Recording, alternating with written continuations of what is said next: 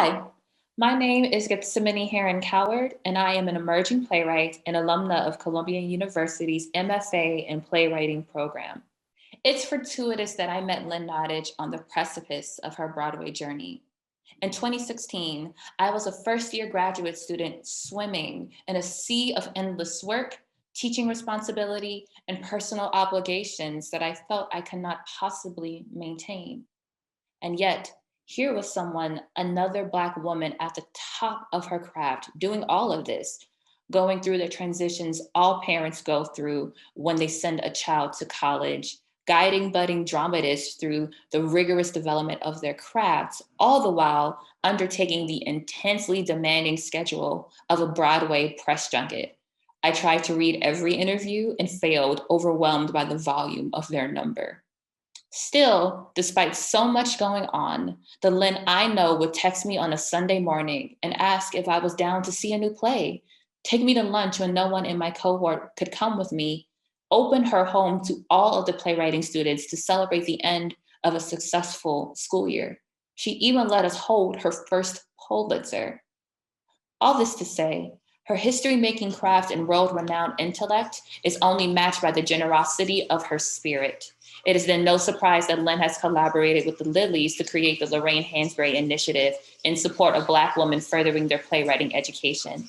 Many of us are barred from the opportunity to pursue our craft for something as infuriating and critical as money, with which we need to live, go to school, and to write. It is often the deciding factor for many, and no one should have to make a choice between their art and their livelihood.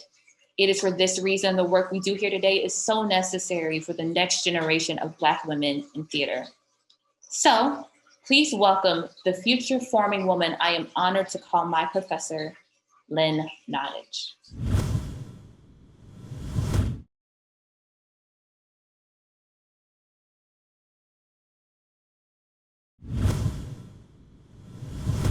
Good afternoon. Thank you, Gethsemane, for that beautiful introduction. And I'd like to thank Disney for this invitation to share our excitement about the Lorraine Hansberry Initiative. We're living through an unprecedented moment in our country. COVID, the death of George Floyd, and the cultural schism has pushed us to come to terms with the fractures in our American narrative. In a moment of social upheaval, strife, our role as artists and storytellers is to interrogate the culture, illuminate, distill, reflect, and ultimately heal. As such, I've been working with Julia Jordan, Latanya Richardson Jackson, and the Lilies on the Lorraine Hansberry Initiative to celebrate and amplify the beautiful and brilliant legacy of one of our greatest living storytellers and thinkers. We have commissioned a touring sculpture by the celebrated artist Allison Sarr of Hansberry and initiated a new scholarship for women and non-binary folks to honor and build on Lorraine's legacy. Lorraine Hansberry faced down insurmountable obstacles to ensure that the stories of women and people of color were placed center stage. Her seminal play, A Raisin in the Sun, continues to be one of the most read and produced plays in America and continues to have a great resonance today. But what many people don't know is that Lorraine was also an outspoken civil rights activist, a scholar, a voice in the LGBTQ community, and she was the first woman of color to be produced on Broadway, forever shifting the notion of whose stories could be placed center stage. Her glorious, prescient voice emboldened generations of young women like myself, who, because of her words, mustered the courage to put our own truth on the stage. We will honor her incredible legacy, raise awareness about the breadth of her vision, and amplify her voice by erecting a statue by Allison Sarr, commemorating her vast contributions to theater, activism, and American discourse. It is also a way to capture her strength and complexity as an American artist and thinker, and to continue her mission to break down barriers across race and gender. She was an intersectional artist before the word was even coined. Lorraine died young, but the impact of her radical life continues to live on. The fact is, her work has informed, shaped, touched, in some way, most every Black artist working today. Allison's sculpture will be a beautiful figurative bronze of Hansberry and 5 chairs symbolizing her artistry and activism that encircle her quote, "Never be afraid to sit a while and think."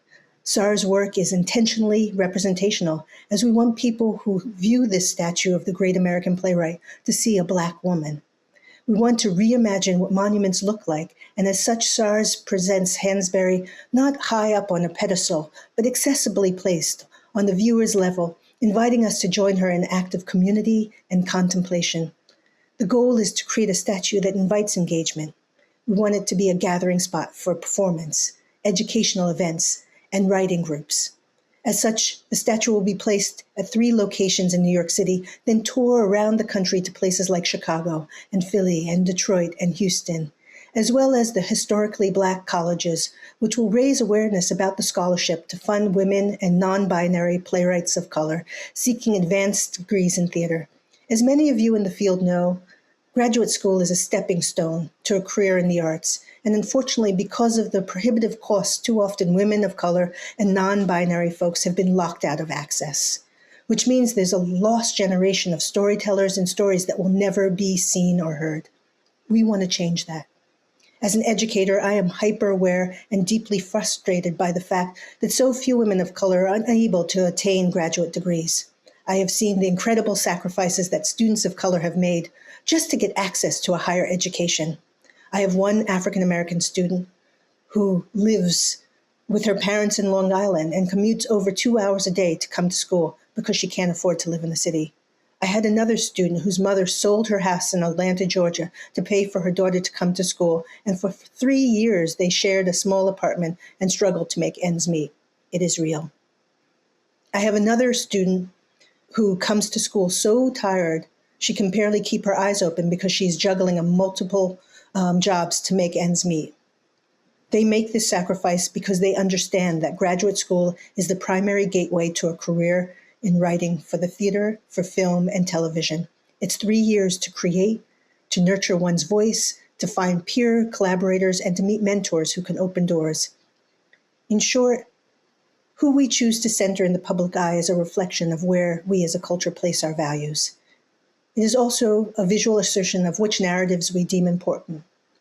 A public statue, a scholarship, are steps toward recognizing the valuable contributions of women and people of color in ways that have been woefully neglected until now. A statue of Lorraine lets the world know that we as a culture value the arts and we value the role of women who've been storytellers and shapers of our cultural narrative. We want this to be a community effort and invite everyone in the theater to be part of celebrating, supporting, and nurturing our storytellers, and let the world know the importance of the role we play in shaping our story.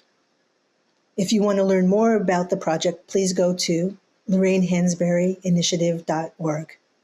That is LorraineHansberryInitiative.org. Thank you.